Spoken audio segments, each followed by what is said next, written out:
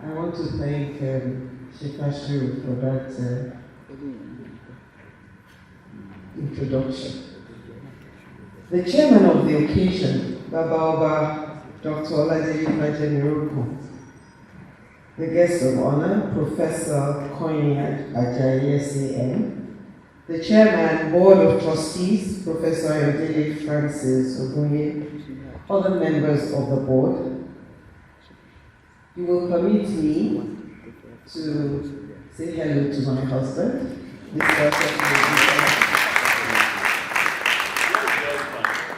and a good friend of mine who came, Mr. Kefani Moko, first time. I would also like to recognize Mrs. Inke Bona, the wife of the Consul General of Germany. Thank you for coming. Distinguished members of the High Table, the University of Lagos community, thank you.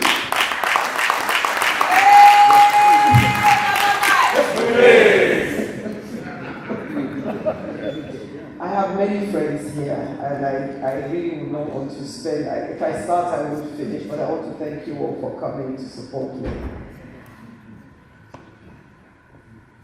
Distinguished ladies and gentlemen of the press, let me first start by thanking the chairman of the Board of Trustees, Professor Ayodele Francis Ogunye, and other members of the board for my nomination as the 26th keynote lecturer of the Stephen Oluwole Awokoya Foundation for Science Education. I especially want to thank the Executive Director, Dr. Oluwole Awokoya, for her patience as she tracked me. I'm sure she had a lot of sleepless nights trying to get me here, but I want to thank you for your patience. I really feel very honored to be giving this lecture in honor of this great man. When I was asked to give the lecture, I had heard of him, but I didn't know too much about him. And so I went to,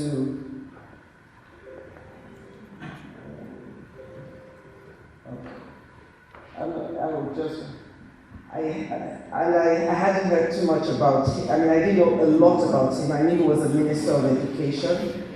But I found that he was behind the launching of the free education in Western Nigeria, and was also he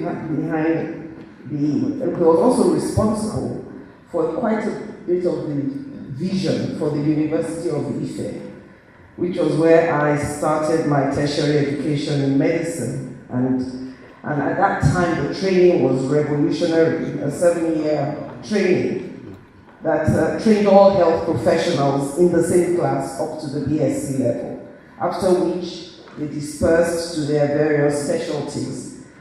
This was at that time to foster teamwork and collaboration. Unfortunately, this was later abandoned, and because it was felt at that time that it was an unnecessary addition to medical education, and then they adopted the 5-year medical education. But it was really before its time. It was about teaching soft skills, teamwork, collaboration, because there was the interprofessional meshing together. And so everybody bonded. And I think it's the way to go. And we've come full circle back now to wanting to teach soft skills.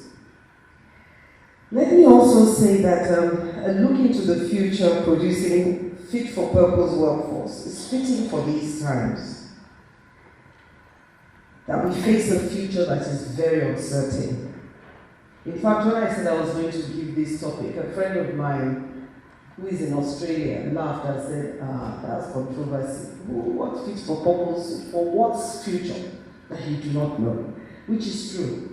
So I'm sure that by the time we're done, we'll have more questions, and I'm sure everybody has their own opinion. Because clearly, that future, the only thing that's certain about the future is that there's going to be lots of change. So what will be the impact of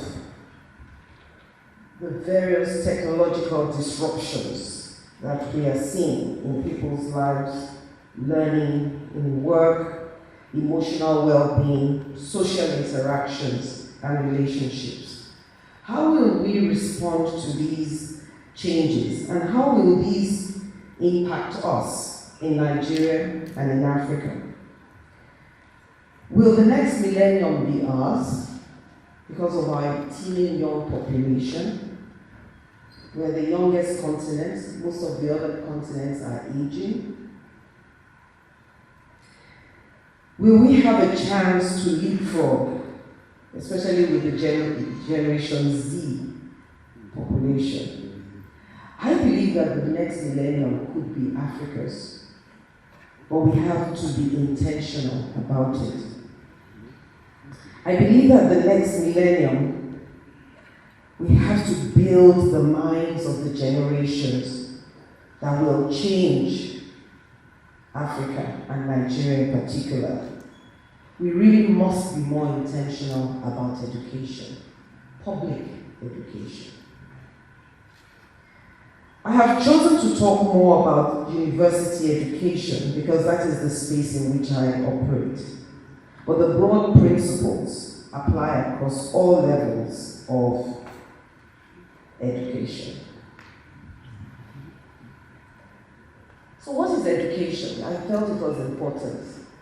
And this particular definition says education is the act or process of imparting or acquiring general knowledge, developing the powers of reasoning and judgment, and generally of preparing oneself or others intellectually for mature life.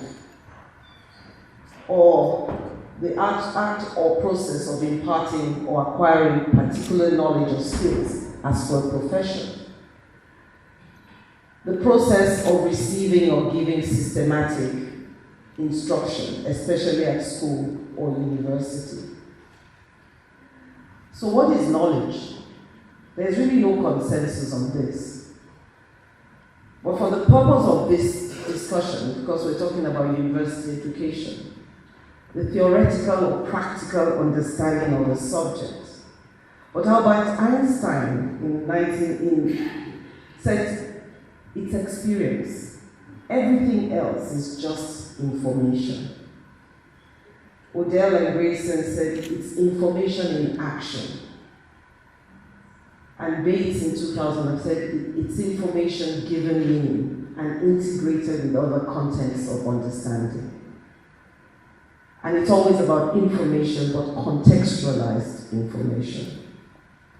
I felt it was necessary to do some of these definitions before I go on. Then what is the purpose of education? I liked this particular one because the purpose of education, there are very many. But this one takes it to say something that really matters. It's the continuing purpose of education since ancient times has been to bring people to as full a realization as possible of what it is to be human. Other statements of educational purpose have been widely accepted, such as to develop your intellect, to serve social needs, to prepare students for school. But these purposes offered are limited. And in some instances, they conflict with the broad purpose. They imply a distorted human existence. The broader humanistic purpose of education goes beyond that, for it seeks to encompass all the dimensions of human experience, so that education is not just a mechanistic thing. It has to go with character, with morals, with ethics. I just threw this in. Martin Luther went on to talk about it, is to teach one to think intensively and to think critically. But education which stops with efficiency may prove the greatest menace to society. The most dangerous criminal may be the man gifted with reason but no morals. We must remember that intelligence is not enough. Intelligence plus character, that is the goal of true education.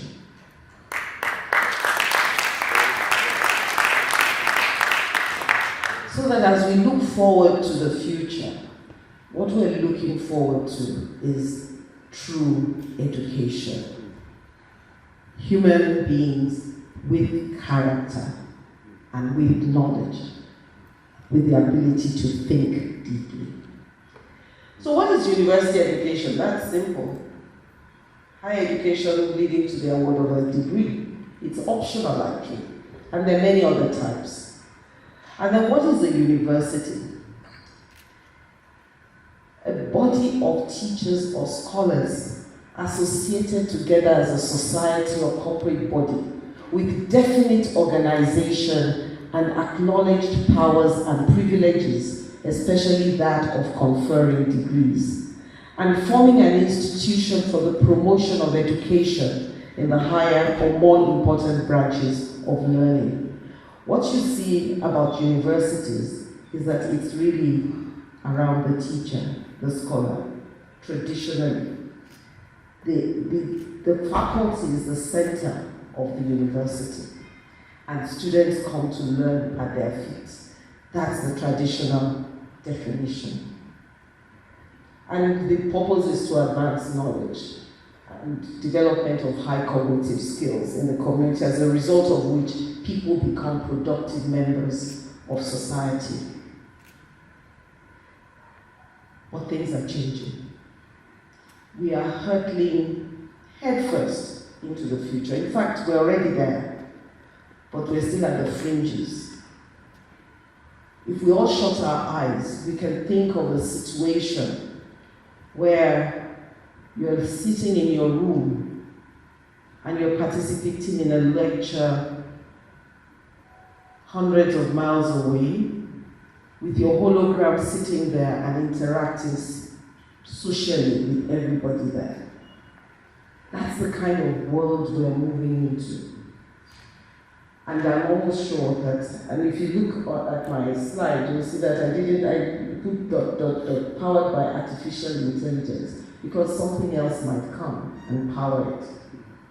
We're looking at a world of self-driving cars, which we have started. We have the Teslas, etc., trucks and drones, holograms to communicate. They have already been done. They're not fully deployed, but they already exist. Automated jobs, that's already happening. Implanted communication systems where the difference, my phone will be in my arm and I just have to speak to my hand because everything is implanted. Personalized medicine where you can tell everything that I have, that I am, and design treatment especially for that. Humanoid robots that we will not be able to distinguish from human beings. AI-assisted or AI-replaced education. AI-assisted relationships, we're already seeing that. So the impact of this technological disruption is going to require different ways of preparing the workforce. Clearly, every country is not at the same level. Here in Africa, we're slightly behind, but we're not totally behind. It's still staggered. But wherever we are, we will be impacted by AI and by the changes that are occurring globally.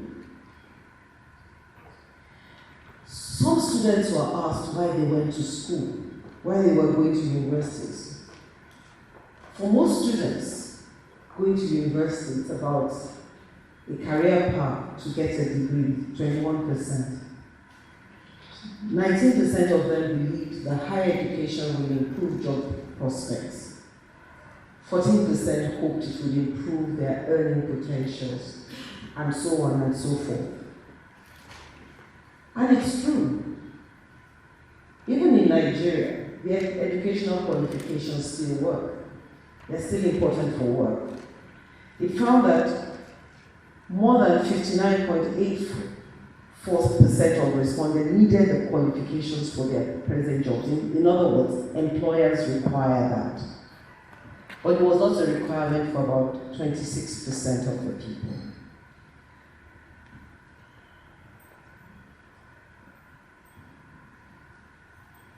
This is a given, and we know tertiary education impacts development. And in a study that was done, that looked at 6,677 studies and pulled out 99 that were robust, there was evidence of the impact of tertiary education on development, especially in low and lower middle income countries. There was strong evidence that tertiary education impacted earnings. And there was a stronger impact on economic growth and stronger impact than the lower levels of education. So if you went to university, there was a stronger impact of you on the economy. And they found that the proportion of workers with higher education appeared to increase the likelihood of technological adaptation. They could use technology more. Though there was some evidence of local impact through technological transfer to small and medium-sized enterprises, and then positive impact on the strengthening of institutions. So, by and large, it is good to have university education.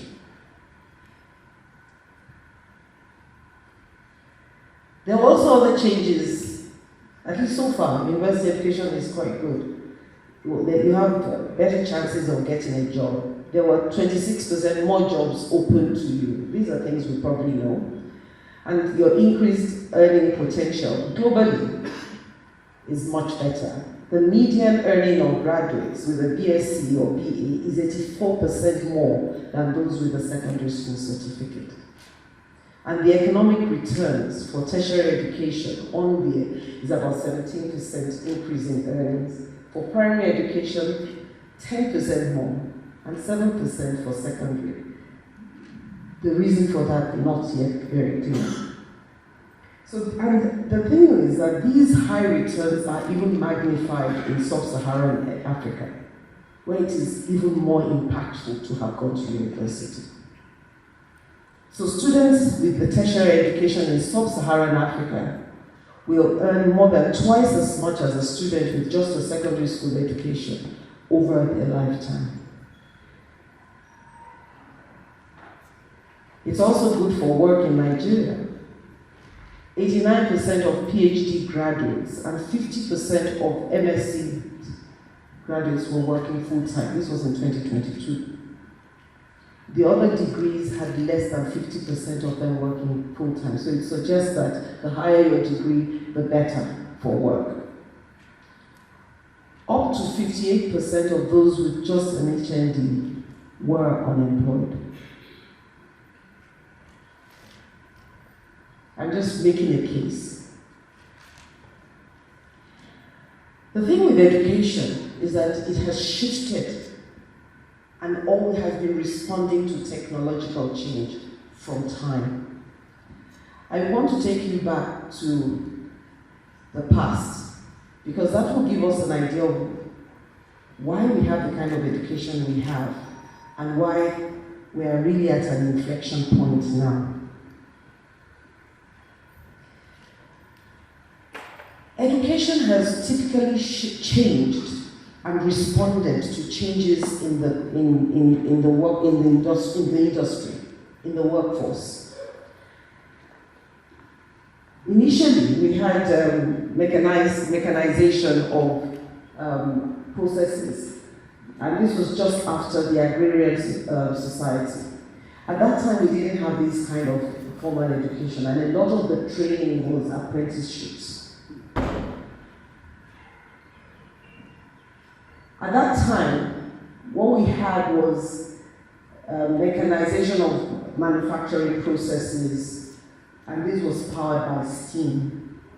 Then we moved to the second industrial revolution, and this was the era of mass production, of assembly lines using electricity. And it was at this time that universities, as we know them today, started to come up. And they were about, and what you had then, which hasn't changed much, was the teacher as the authority, with the students, and the teacher transferred knowledge to the students. And if you think about it, it actually was following the factory mechanism. The teacher as the authority, who you could call the factory worker, the student as the raw material, and the factory industrial revolution. That's where we are now, which started about 2000. We now have smart factories, autonomous decision-making of cyber-physical systems, cloud computing. Things could think, machines could think. We now have machine learning, and the machines can make iterations of ideas and essentially do better than we were doing. And what we then have now, and the requirements for education, because now machines are doing a lot, is how do you empower education? How do you empower students?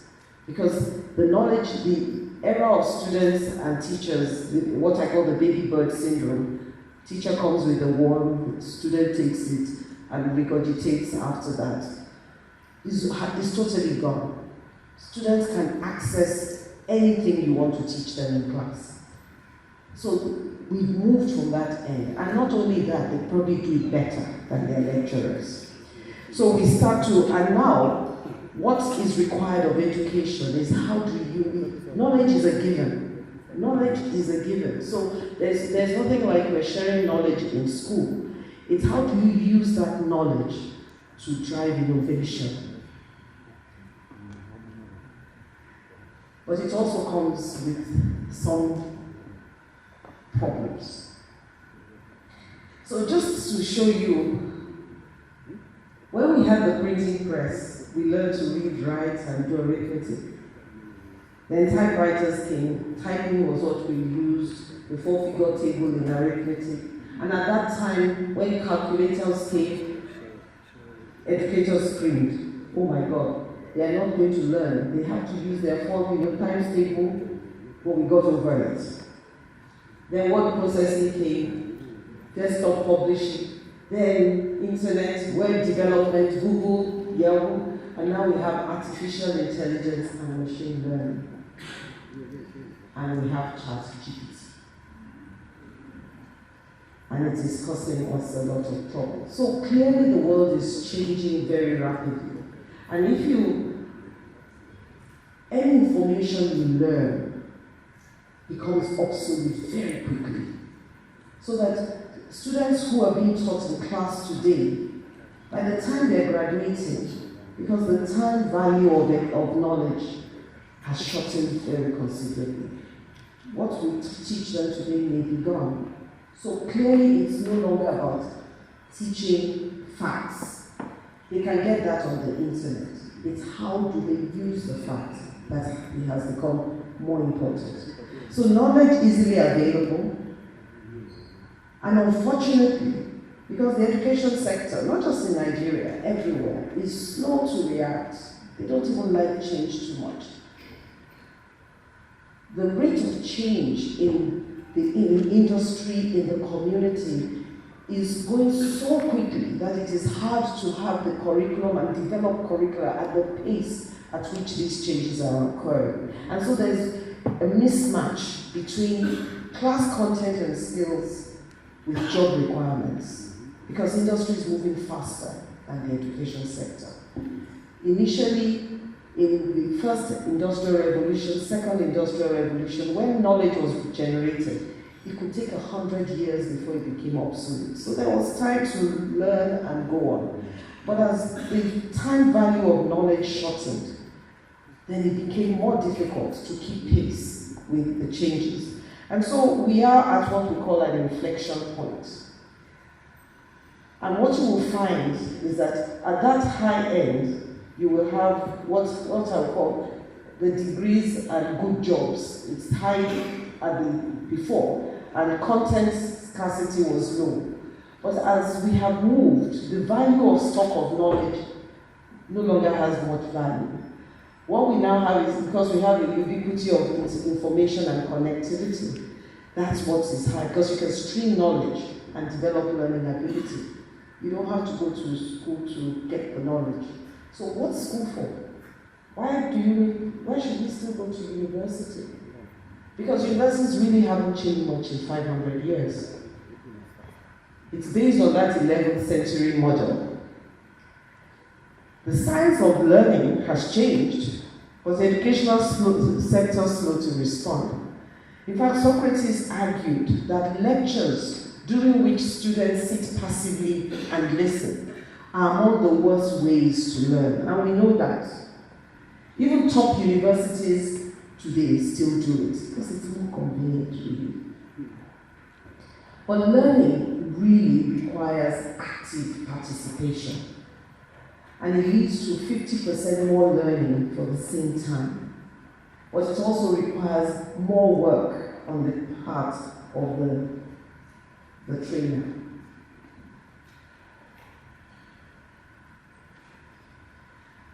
And the education skill gap keeps widening because the industry requires certain things and certain skills from people who they employ. From the University of Lagos, we do get some of our students who do internships with Bank of America, and quite a number of them go on to stay there. And when we were talking, one of the challenges they had was that, they're very intelligent, but they don't like to put themselves forward. They don't want to say, communication, they don't want to give information without being asked. They're very diffident, which could be a factor of our upbringing, because children should be seen, not heard.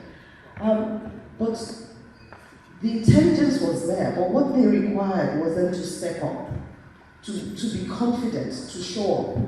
And recently, when this was asked, that this was of a business roundtable, 95%, and this was not Nigeria, of business executives said this absence or this skills gap was somewhat problematic.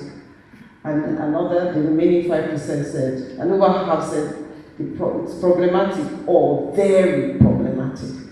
So the important skills for the world of work for which we prepare graduates or people for is that they need skills. And last year, according to the World Economic Forum, creative thinking, analytical thinking were the top 2 skills that were required. And you cannot get that by sitting in a class listening to a lecturer. It has to be active, but I'll go on. And so these are the 10 skills that are required by industry in that order. But it may vary from industry to industry, but this was the sort of consensus. And of course, because these skills are lacking in many of the young, it's translating into unemployment. Because there are jobs, there are people, but they are mismatched.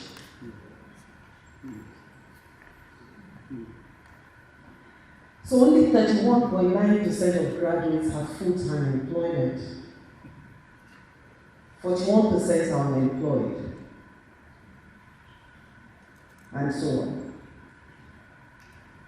And to cap it all, university degrees are under siege. Because it's no longer the golden ticket to a successful career. There was a time if you had a university degree, you got a job. Because the curriculum is not responding as rapidly as the world around them. And universities are getting more and more expensive every year. In fact, Ernst & Young has removed degree classification from entry criteria, as there is no evidence that university equals success. And it's not the only company. Walmart, Accenture launched apprenticeship programs in 2016. Now 80% of its 1,200 hires don't have degrees. IBM, 15% of workers in 2020, and they call them the new collar jobs. What they're looking for are skills. And it's going to keep going.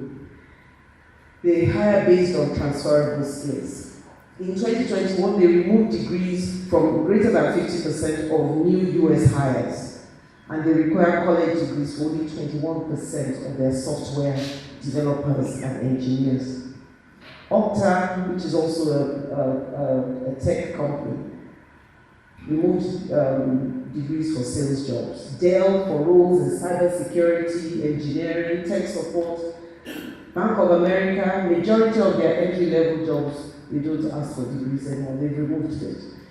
Delta Airlines dropped degree requirements for 90% of jobs advertised in 2019, and it's probably going to keep rising. There are some jobs that you must have to use. Medicine, law, pharmacy. But we do not know, because AI is causing quite a bit of trouble. So employers are looking for employees with what you call cognitive agility. Employees, which means that they are open to new approaches in the face of changing information, and they are considering multiple solutions to a given challenge, and ultimately shifting their thinking to drive a more beneficial outcome, rather than say, this is not how we planned it. They are moving, they are thinking. So once there's a challenge, they're changing them, they're looking at the information, looking for new ways. If you can't climb it, you go beside it, and so on. So those are the kind of skills that are being, that's the kind of mindset that employers are looking for. People who want to add value, who don't give up. So the world of work is becoming, as it's becoming more digital and interconnected, the kind of skills required can be divided into three. The learning skills of critical thinking, logic and so on, creativity, the ability to collaborate with other people, because the complex problems of the world today cannot be solved by one person. Communication, how you work in teams and how you communicate. Your literacy skills, this is not about reading paper, it's about computer literacy. How your information skills, your literacy, your media literacy, and this you have to discern facts, understand publishing outlets, and be able to separate fact from fiction or misinformation. And then life skills, flexibility, leadership initiatives, social skills, emotional intelligence, because that is one skill that will separate man from machine.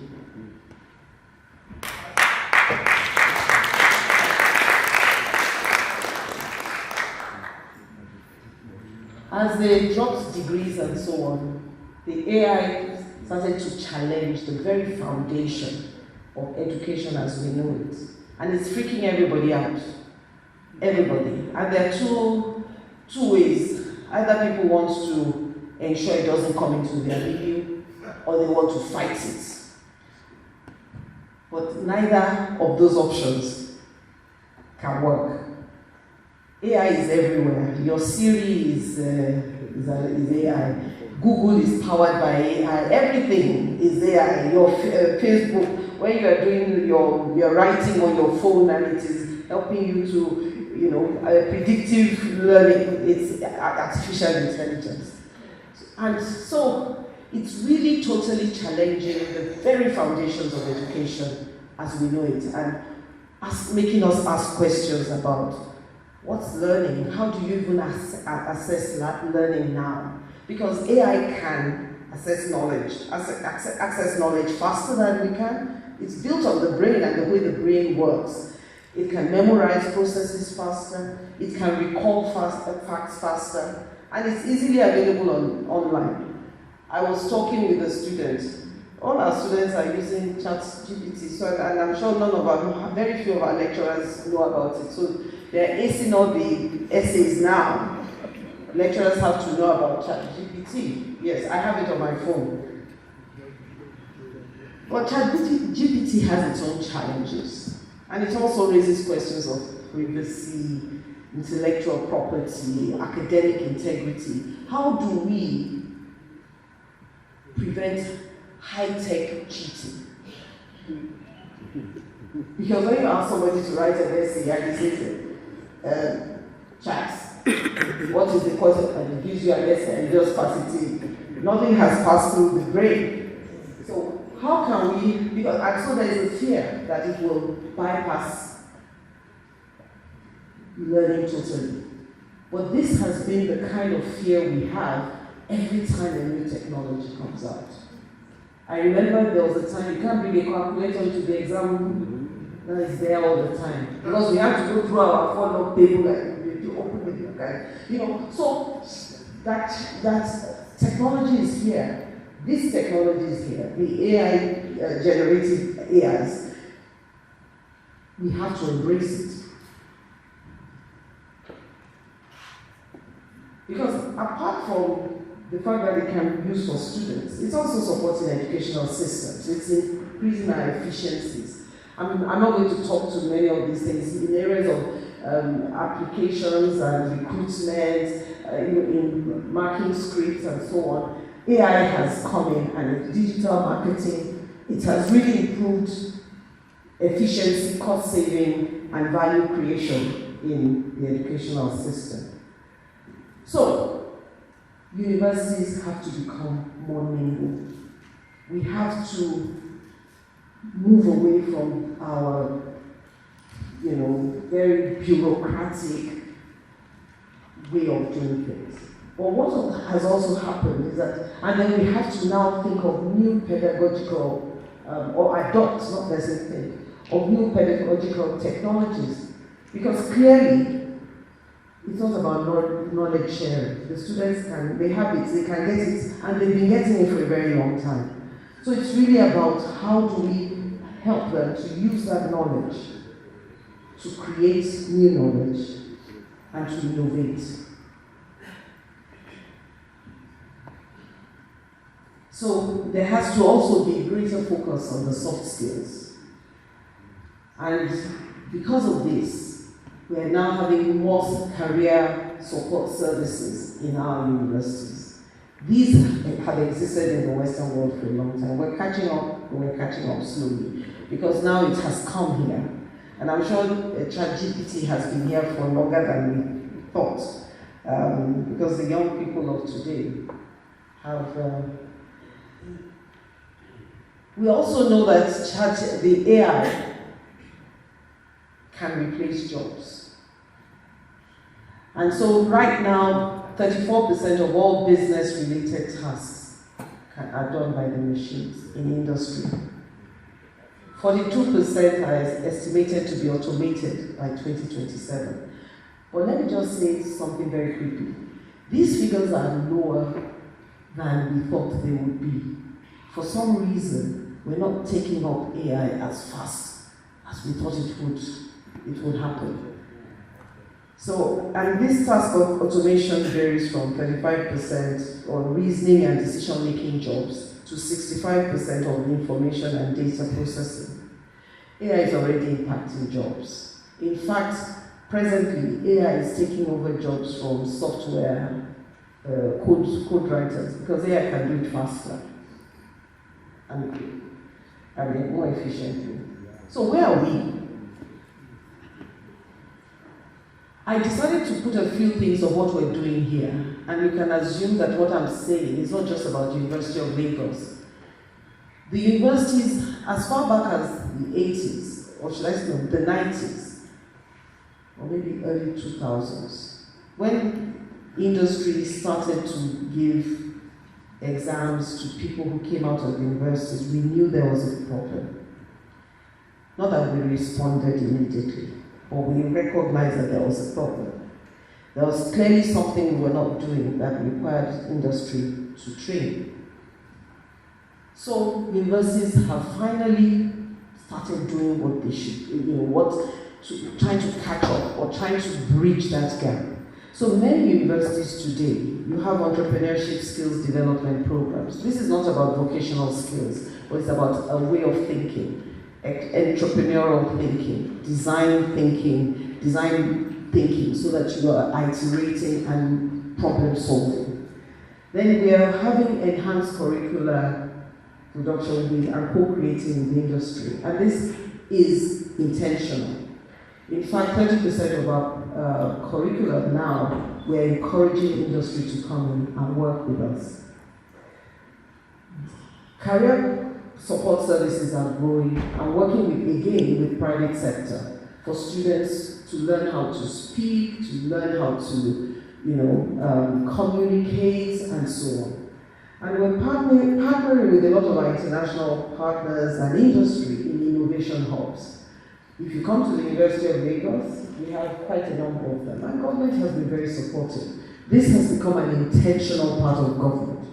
So the tech fund interventions have been in ICT, research and project management training, research grants, laboratories, innovation hubs, career support centers, libraries, and the libraries are not the typical libraries, with maker spaces and areas where people can, collaborate and meet, and a lot of learning resources.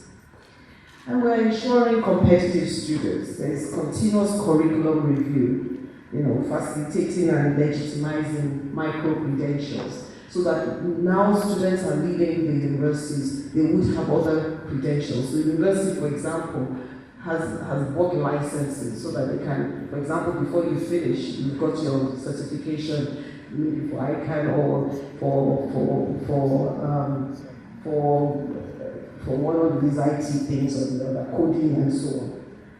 So these have been encouraged. Joint degrees, combined honors, and so on have been encouraged. And this is just one of the hubs, innovation hubs in Lagos, in the University of Lagos. Quite a number, they have a lot of collaborations. It serves the whole of our community. It's working with Glasgow, Ditch Plastic. They've done hackathons, Aalto University in Finland. We also have the fabrication lab for French government, AI and robotics labs, where we also do summer camps for students across Lagos. We have the civic space hub for creatives, where we turn creatives to enterprise, and the Unilight Design Lab, which we're doing in conjunction with Rice University, which is a health tech lab. So I'm just so what I'm trying to say, and this is not unique to University of Lagos, it is happening across the universities in this country. So what do I see in the future of education, globally and in Nigeria? I decided that I would just talk to those things. The universities are responding better to industry needs. We're becoming more nimble. We're becoming more skilled. We're looking more at skills and training skills, teaching skills. We're increasing our focus on capability and employability. Data literacy, technological literacy, and human literacies are being addressed. We're integrating our curricula, and they're focused on capability and employability development. We started to focus more on generalist degree programs we will start to, without defined career outcomes, because the future is not about particular careers, except for some professionals. What we're looking for now, and most jobs are looking for, are people who have vast knowledge, but because many people will go through 12 jobs, more than 12 jobs before their life is over. So they're going to be changing jobs. So it's really more about a kind of mind that you want. So a degree will no longer be enough to guarantee employment. Universities will now have to be more flexible and provide avenues to develop in-demand skills for students to flourish. Students must be equipped to problematize and solve future societal needs. And AI will continue to have more impact. By 2050, it is estimated that automation will displace 400 to 800 million jobs. And we don't even know which jobs are coming. So clearly, education cannot be producing for a job that he does not even know the specifications. So what we need to be doing is training minds that will deal with whatever they find in the future. And that's where the education focus must be today. The production of over-specialized knowledge experts will reduce and will not be as required. There will still be some, but for many people, they won't stay in one job for life. The days of staying in the same place forever, in the same type of job forever, is really going, and it will catch up with us here. So a move to soft skills and general degrees will be increasing, more importantly for preparing students for work that have not yet been created. There will be I see in the future, greater interface between the GAM and the town, especially here in Nigeria. The democratization of knowledge will create borderless learning. The kind of learning and the kind of knowledge in industry is not what we have. We need to fuse. We need to work together. We need to have a two-way movement. Students and staff coming to industry, because we also need the faculty to interact, because they're the ones producing the workforce. We cannot keep throwing our hands up in Nigeria and say, oh God, the university is not doing well. It's all our responsibilities. We all must work together. It's not going to do well on its own, because we can't give what we don't have. And we now know that knowledge is being created in the industry. We are creating some in the university, and we can work together.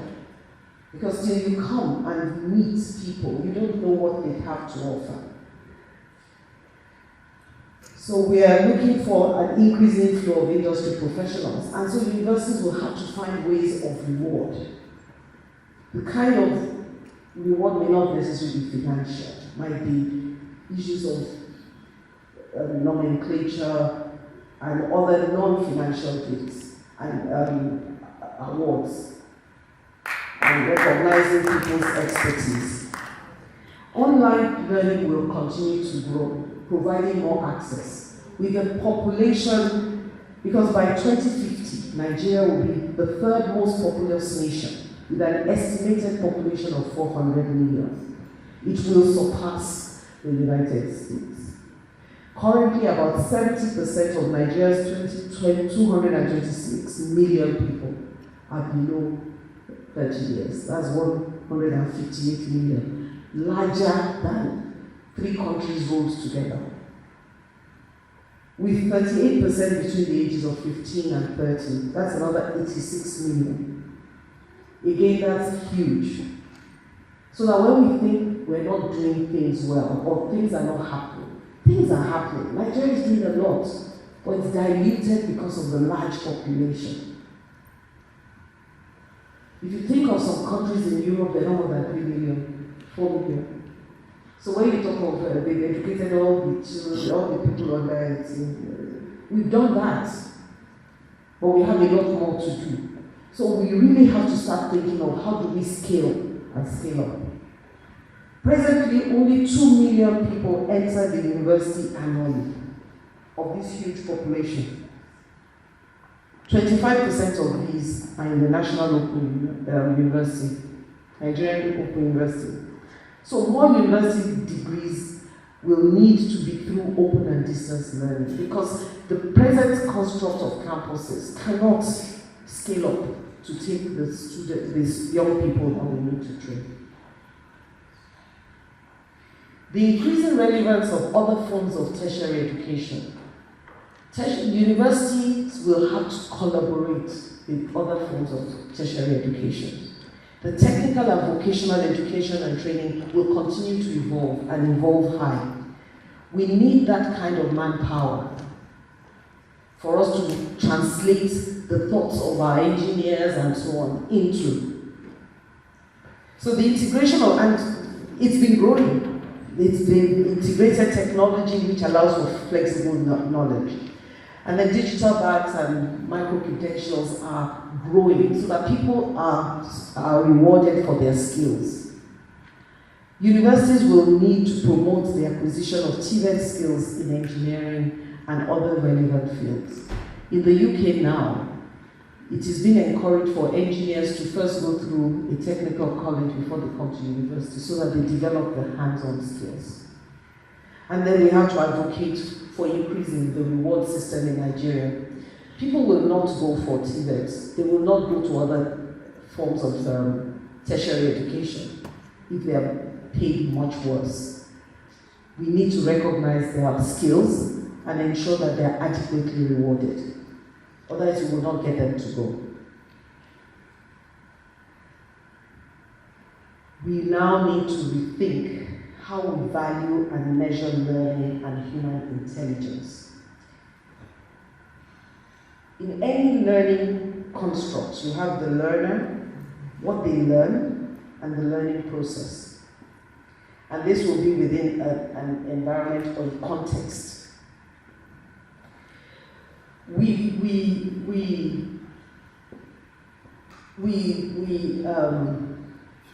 define learning as the process of gaining understanding through study and experience. And intelligence, the ability to acquire and apply knowledge and skills. And we test for this intelligence. Unfortunately, what we're testing for are the very things that AI does so well. Ability to accumulate knowledge, ability to memorize procedures, ability to recall facts, and apply them. So all these traditional testing matrices favor the tasks machines excel at. So how do we then measure learning? ChatGPT is here to stay. What kind of learning do we prioritize and how do we measure it? How do we ensure that there is learning? There are many schools of thought, and I can assure you everything I've said here, you may have a different opinion, and I'm sure that maybe in another year I may have changed when new information comes in. But there are many schools of thought on this.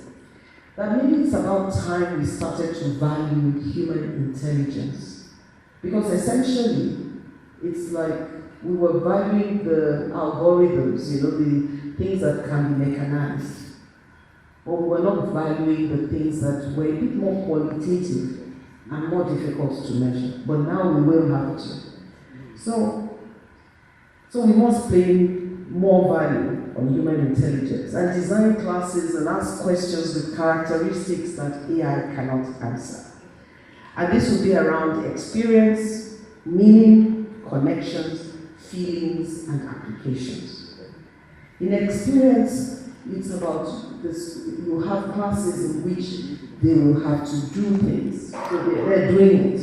And then about it. AI does not feel. There's no emotional and empathy, the ability to put yourself in someone else's feet, and then your relationships.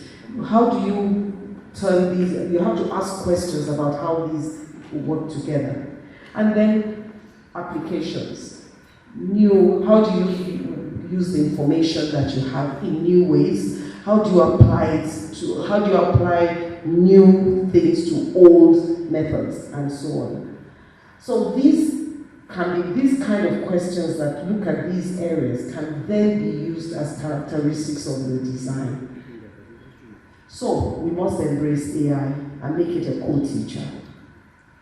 So that the students, because AI curates data in the internet a lot more efficiently, and help the students to understand the limitations and value of AI.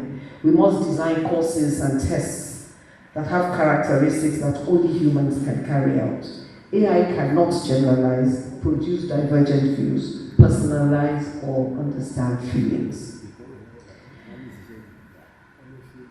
The world we're going into in the university, what is rewarded for promotion is research. It is becoming clear that we will have to be facilitating knowledge better.